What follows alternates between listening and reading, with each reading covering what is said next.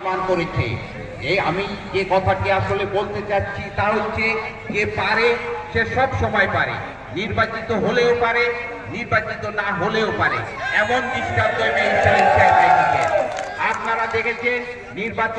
নির্বাচিত যদি হয় তাহলে সেই ব্যক্তির জন্য কাজ করা অনেক বেশি সহজ হয়ে যায়।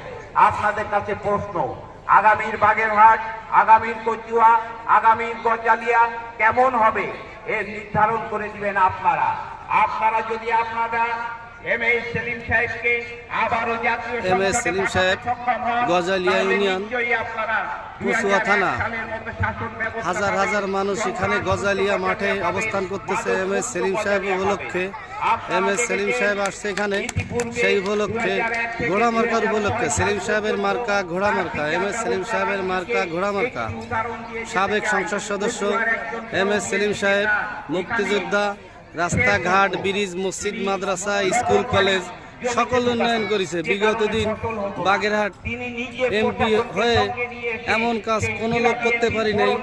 এম এস সেলিম সাহেব মসজিদ, মাদ্রাসা, স্কুল, কলেজ, মুনিগঞ্জ ব্রিজ, বেড়িবাঁধের রাস্তা, Depara Bilayet Hossain degree college, signboard, Majeda বিশ্ববিদ্যালয়, রাস্তাঘাট, মসজিদ, মাদ্রাসা, স্কুল সকল কাজ করছে।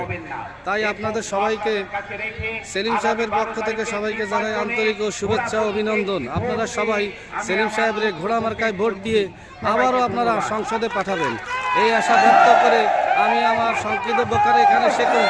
সেলিম সাহেবের মার্কা ঘোড়া মার্কা, সেলিম সাহেবের মার্কা ঘোড়া মার্কা, সেলিম সাহেবের মার্কা ঘোড়া মার্কা। আপনারা সকলে সেলিম সাহেবের ঘোড়া মার্কায় ভোট দেবেন। ঘোড়া মার্কা, সেলিম সাহেবের মার্কা ঘোড়া মার্কা। সবাইকে ধন্যবাদ ও অভিনন্দন জানিয়ে এখানে শেষ করছি। বাংলাদেশ জিন্দাবাদ, সেলিম ভাই জিন্দাবাদ, ঘোড়া মার্কা জিন্দাবাদ। ধন্যবাদ।